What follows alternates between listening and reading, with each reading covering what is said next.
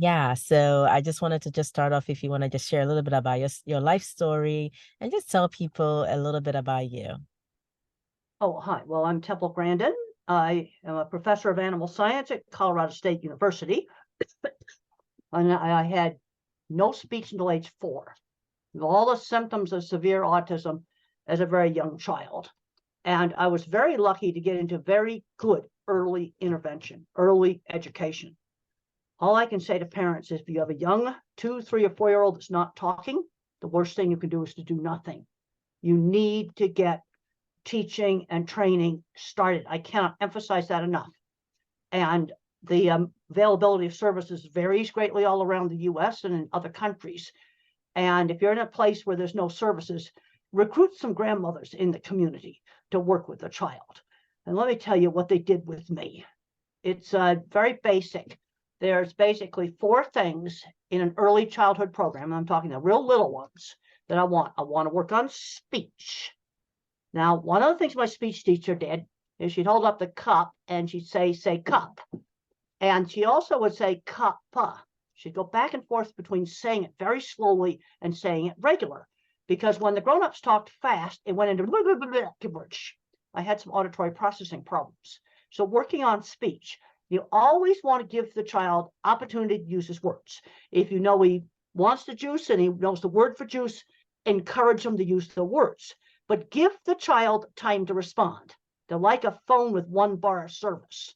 They take time to process. So the first thing I want out of this little kids program is speech. Now, the next big thing I want is the ability to wait and take turns at games, because that teaches the child to learn how to wait and inhibit a response. It could start out so simple as taking turns lining up blocks. A good teacher just knows how to engage. And then the third thing I want is skills. Dressing, using utensils, brushing their teeth. So I want to get speech, turn taking and waiting, and skills.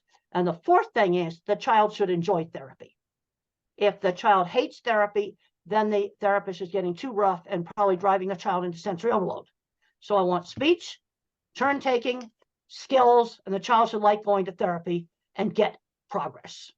That's what I want out of the little kids program. Real simple. And that's what was done with me as a very young child. That's wonderful. And I love the fact that you speaking to parents right there in that mindset. You've written a number of books, and one of the books that I learned about is you talked about thinking in pictures. Yeah, and that's this Talk- book right here. This is my autobiography, Okay. where I just talk about my life and also talk a lot about sensory problems in here. And a lot of these kids have sensory problems. And one of them is noise sensitivity.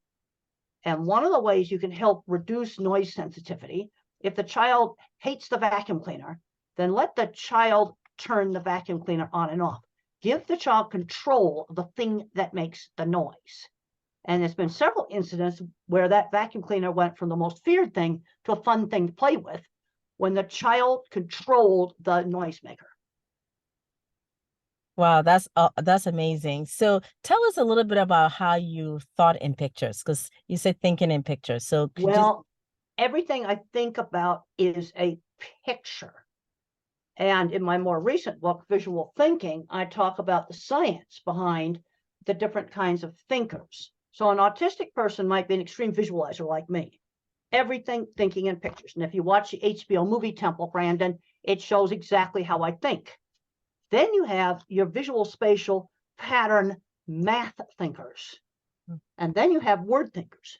Now, autism, when they get older, on the fully verbal end of the spectrum, you can have visual thinkers, extreme visual thinkers like me, good at mechanical things, art, photography, visual types of things. Art and mechanics go together. You can have an extreme mathematician, pattern thinker, and you can have word thinkers that will know everything about their favorite subject. It might be, certain types of movies, and they'll just know everything about it. And we need to be developing the child's strengths where they're really good at things. And these strengths are going to show up around 5 or 6 years old, usually, not in 3-year-olds. And I'm seeing too many kids today, they're growing up not using tools, they aren't learning hands-on things. And a lot of these autistic kids really thrive building things, doing all kinds of hands-on activities. That's one of the reasons why I've come out with my children's project books like this, Calling All Minds. We need to get these kids off the tech and get them out doing real things. That's wonderful. Can you expound a little bit more about that research that you're describing in terms of that the math pattern thinkers versus the word thinkers and the visual thinkers? Can you just give us elaborate a little Well, bit? there's quite a few studies, and in the visual thinking book, I have a whole chapter just on the science, and where most of the research has been done is differentiating the object visualizer, people like me that think in pictures, from the more mathematical pattern thinker. And in autism, you tend to get the extremes. A lot of so-called normal people are mixtures of the different kinds of thinking, where the autistic kid will tend to be an extreme. Now, one of the difficulties I have, since I think in pictures, is doing algebra. That's going to be a great barrier to a lot of kids. And I worked with brilliant visual thinkers that had lots of patents, that owned big metalworking shops, and they built equipment for me. Those kids are playing video games in the basement today, and I think it's we need to get shop classes back in.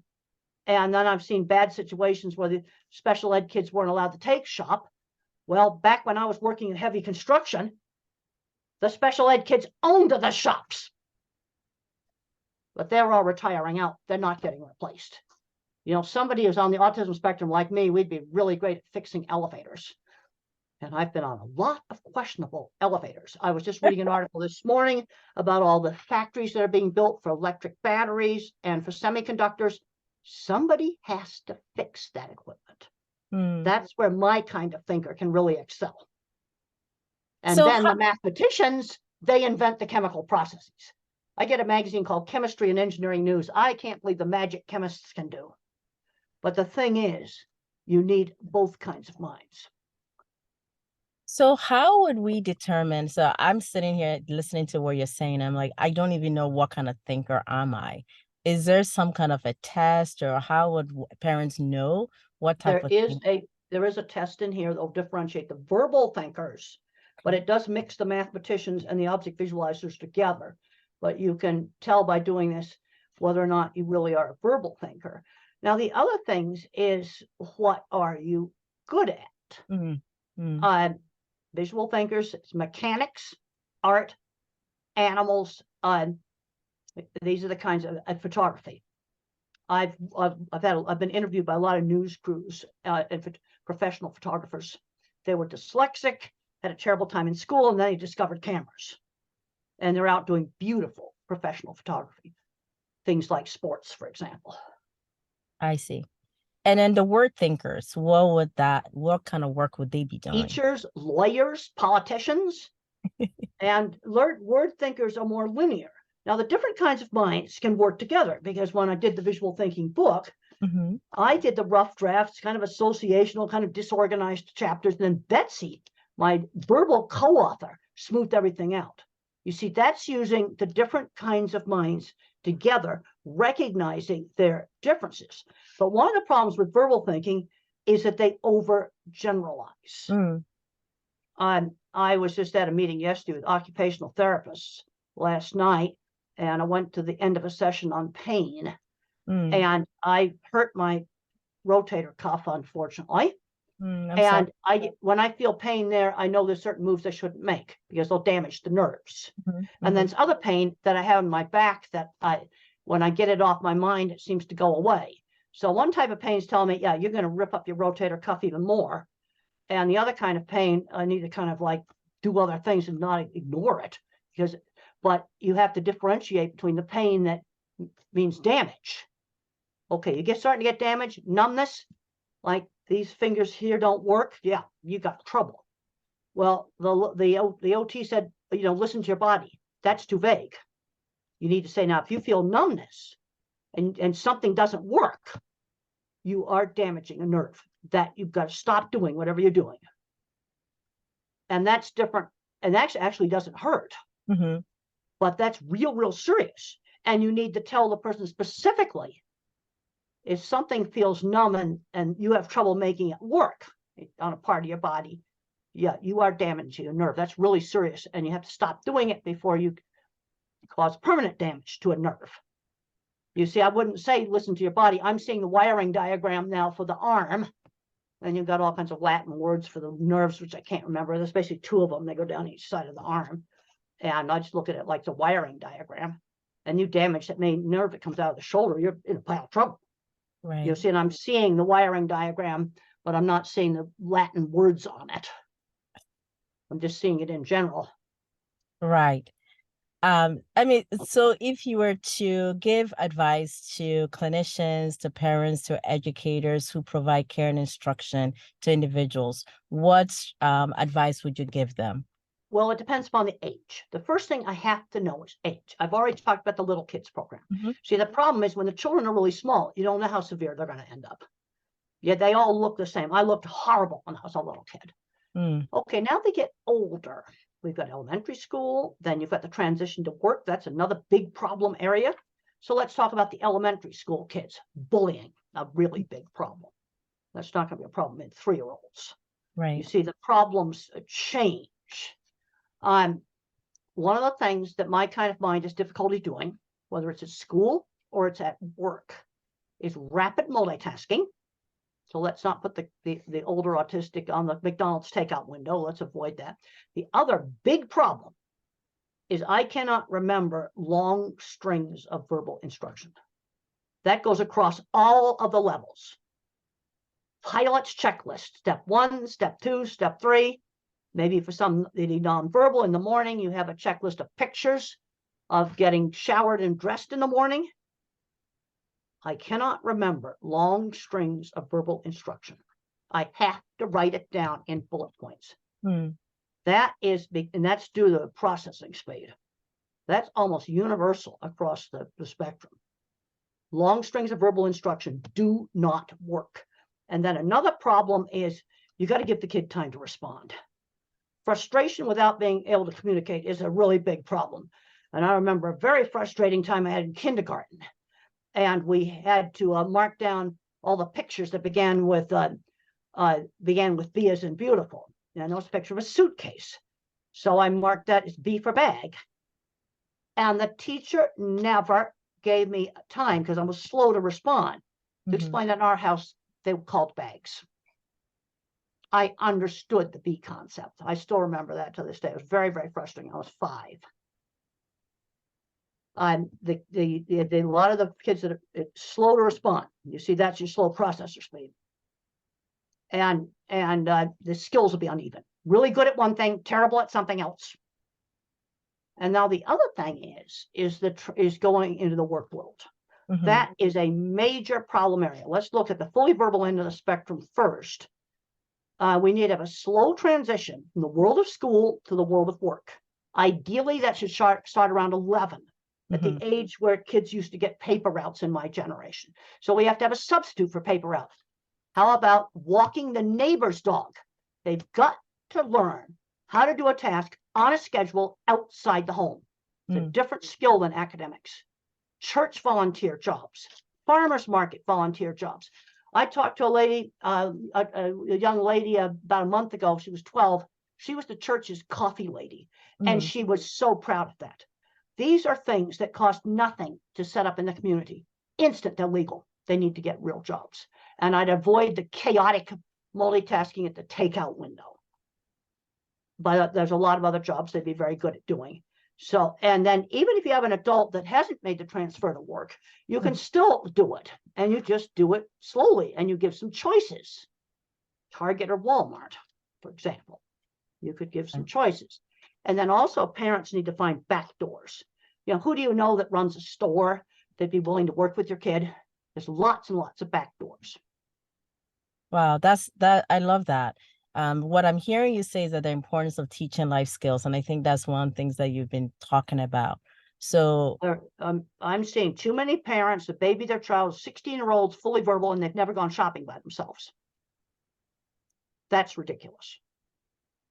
Part of some of the challenges, and I can admit to being a parent, being in that boat, is the fear that when the child goes into the store, they may do something that may, cause people to stare. What encouragement or advice would you give parents to get over that fear, to allow Well, that a child lot to of be here? parents I see cannot let go.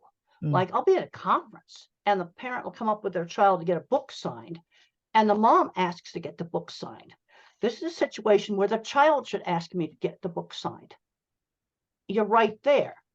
Do little shopping things. I see things like you're pumping gas, the mom's pumping gas, send the child into the store to buy something and pick a gas station where you can see into the shop. There's plenty mm, of them. I've mhm. actually scoped out our gas stations for that. And I know that we have gas stations where you can see into the store because I've been at them. Wow, that I just love that example. Many of our parents that we talk to are so focused on the child becoming maybe a doctor or an accountant, and if they felt that that child didn't get there, they're thinking that the child is not effective in achieving the outcomes that they want for that person. Well, the thing is that, you know, I've worked with a lot of people, high-end skilled trades. People had multiple patents on mechanical devices used in the beef industry, and they were totally autistic, totally Mm, autistic. Oh, one of them, he's selling specialized equipment around the world. I have to be vague about what the equipment is. These people are not publicly disclosed, but I've looked up their patents. They have tons of them. And they owned metalworking shops. One of them, they're selling stuff all around the world. It started out with a single welding class in high school. And these people are late 60s, 70s now. This is what makes me kind of want to rip out my hair, is that these kids, so skilled trade for my kind of mind is a very good option. And these are jobs that will not get replaced by artificial intelligence. Somebody still is going to have to fix elevators. That's not going away. Even if AI controls the elevator, it's still either hydraulic or it lifts on a cable. That's not going to change for a long, long time. mm. What are some of the exciting work or things that you're doing these days that you want to share with us? Well, I'm interested in helping the next generation get out there and be successful. And at one end of the spectrum, you got the Silicon Valley techies, the mathematicians. A lot of those are probably autistic. I've been out and visited those companies. I want to see kids at all levels on the spectrum get out and be successful. There's some of the nonverbals, they get stock shelves in a store, Mhm. and they get satisfaction out of doing work that's real, doing stuff that is real. There's another case where there was an institutionalized man, and he was an older adult. He was taught how to make coffee. Then he worked at a gas station, and he was the coffee man, and he was very proud of that. And then when he retired, he was the coffee man for the nursing home. You see, that gave him meaningful work, and people appreciated his coffee because he actually cleaned out the coffee pot and he made good coffee, and people appreciated that. And that it cost time to train him to do it. But a lot of the nonverbals are underestimated, Mm, and lot of nonverbals can learn how to type independently. And I'm going to give you the titles of some great books. How Can I Talk If My Lips Don't Move? mm, By Tito, and I don't know how to spell Makapadahe. How can I talk if my lips don't move? He types completely independently. Then there's the big New York Times bestseller, The Reason I Jump. And there's a sequel to that book that's even better because Noki, the Japanese boy, is older. They both type independently. And we need to encourage that. I'll tell you a little secret to independent typing. Like on this desktop, where I'm at right now, this keyboard's way down here. So if I press the key here, then the print appears way up here. They mm, cannot make the attention shift. That's why you need to use tablets. So the print appears next to the virtual keyboard, or I'm going to take this keyboard on this desktop and put it up on a box so it's way up here. And laptops are horrible mm, because you have to make the attention shift. And some of them actually have a locked-in syndrome. I think we need to be working on trying to teach nonverbals to type. The other thing is, okay, let's say I have a nonverbal individual and they just threw a big fit, mhm, meltdown. All right, what's the number one cause? Not able to be able to communicate. Even if you've got a picture board with yes and no and with some pictures of things they might want, toilet, drink, stuff like that. Give them a way to communicate. You can make it out of a piece of cardboard. So even in the lowest income situation, you can do it. Right. And then sensory overload. So it's in the middle of a busy Walmart. That's probably sensory overload. And then the other thing is hidden painful medical that they can't tell you about. So let's say I have a nonverbal adult that's been really good and now he's terrible. He may have acid reflux. I've been taking Zantac for that. It's gotten worse as I've gotten older. Hidden painful that they cannot tell you about. And big number one is stomach. Well, you try some Zantac. Well, let's say he's grabbing his stomach. Hidden painful medical. So the three things: hidden painful medical, sensory overload, frustration because they cannot communicate. Those are the big three. Really, really simple. Wow. Thank you so much for such impactful information. One question that I have for you is for those who don't have children who are neurodivergent, but are wanting to be a support to this community, what words advice would you give them? How can they be a source of support? Well, you could be a shopkeeper that'd be willing to work with them. That'd be one way you could. You could do respite so the parents could have some time off. Some of the parents with some individuals that need 24/7 supervision. Parents need to have some time off. That's something you could do. You see, I think about specific things that you could do. You see, the verbal thinker thinks, okay, how can I contribute to the community? Where I tend to see pictures of specific stuff that somebody could do. A grandmother, who, especially one that used to be an elementary school teacher, could work with the little ones. Because I have found that some teachers have the knack to work with these little ones and some don't. And some grandmothers are very good at working with little kids. And just a little bit of instruction, she could work with little 3-year-olds. Those are things you could do. Thank you for that feedback, because a lot of families need people who can be a source of resource to them, especially when they face crisis or challenges. Well, first of all, people need to ask for help. That's the big mistake. They won't ask for help. Okay, I've done a lot of talks in low-income areas. I said, go to your church and ask for help. That's your support group. Or you're in some other situation. I'm seeing students in college flunk out of classes because they don't ask for help soon enough. Right. I've talked to a lot of the disability officers. That's the number one problem. They need to, when I had a terrible time in math, I failed my first math quiz, I asked for help and I got tutoring. And I did it when I failed the first test. I mean, that's right there.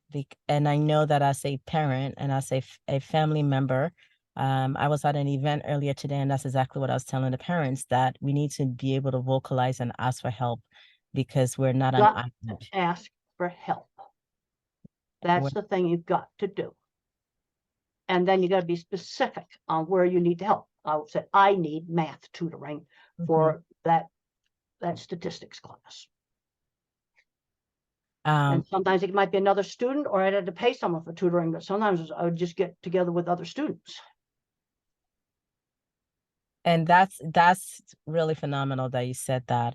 I want to thank you so much for your time this morning. I know it's earlier in your time zone and it's also in ours. We're doing this video will be shared at our event on November 4th, where we're getting families as a respite night to come out. And we are calling it a night. It's a gala event, but we really intended for families to be there, where they get the support and the blessing of knowing that there are other people who are with them. And that's why we had wanted you to share all the work you've done, and also to kind of give them those words of wisdom. Well, and the sensory stuff, another thing you want to do, I'll give you another little tip about headphones.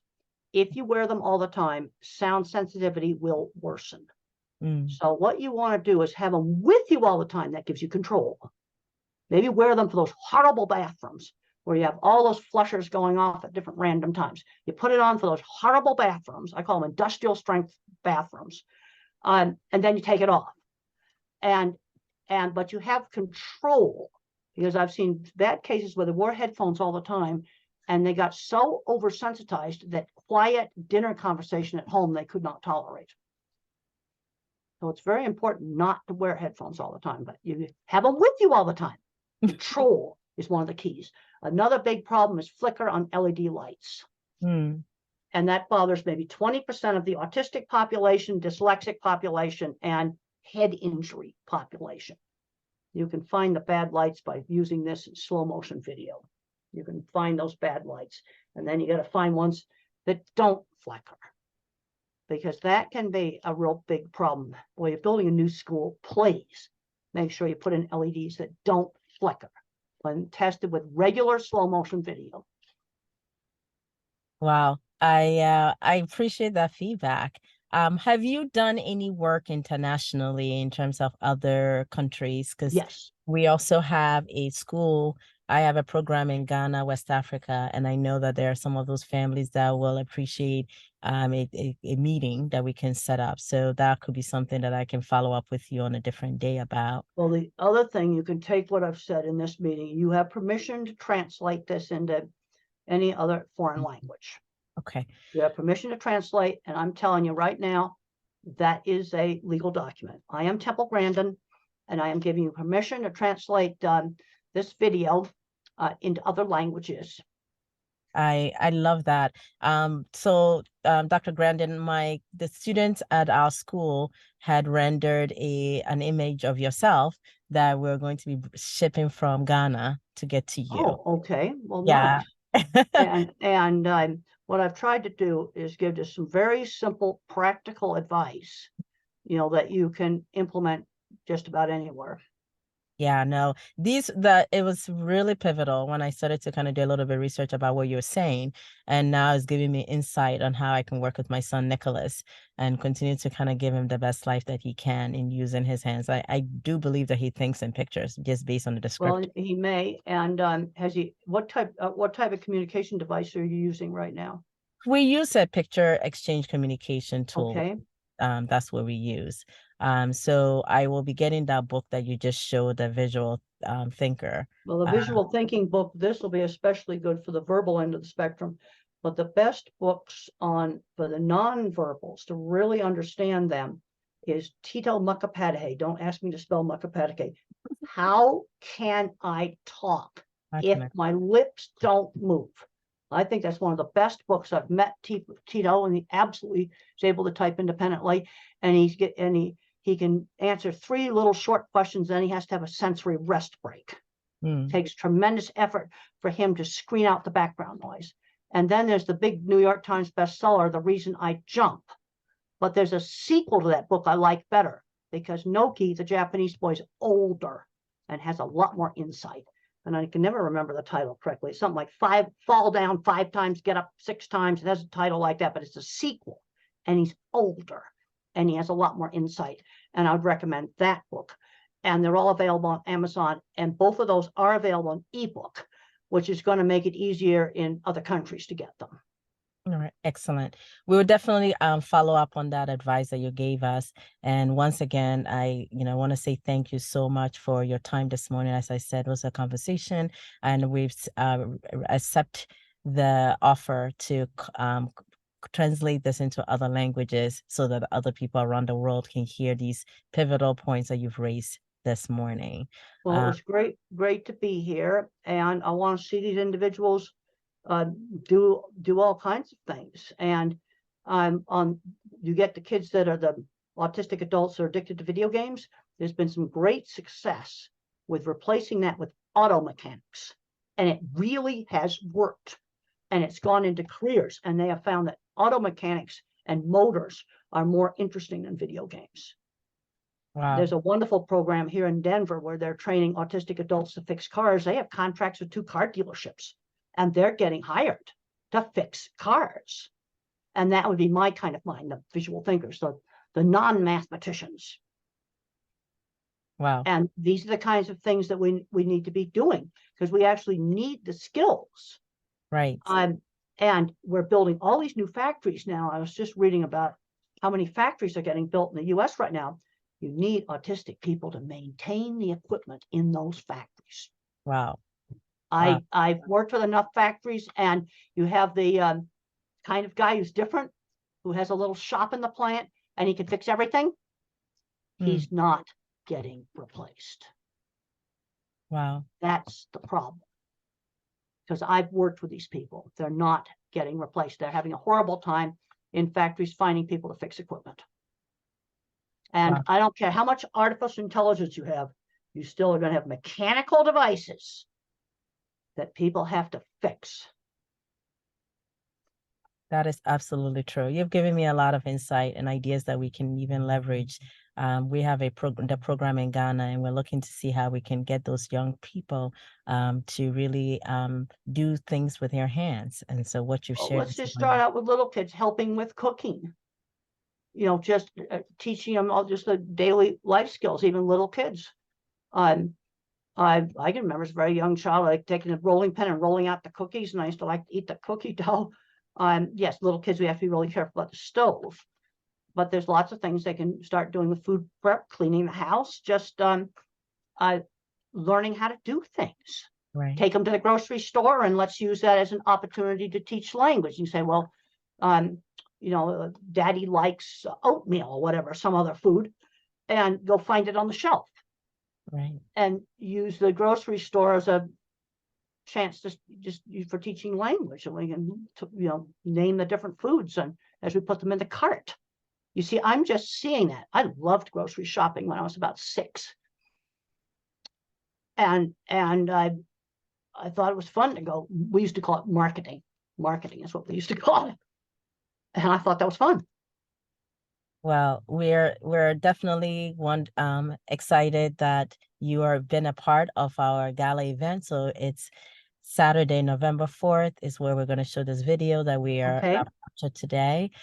So the listeners who are listening, my goal is just to support families facing autism and other intellectual disabilities throughout their lifespan.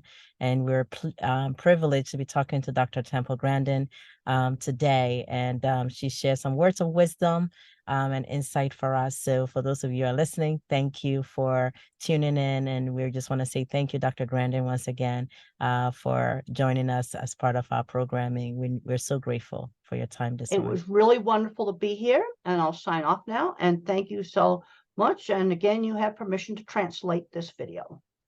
Thank you so much, Dr. Grandin. You are welcome. All right. I'm going to sign off. Thank you so much. Thank you. Bye-bye. Okay, yeah, bye.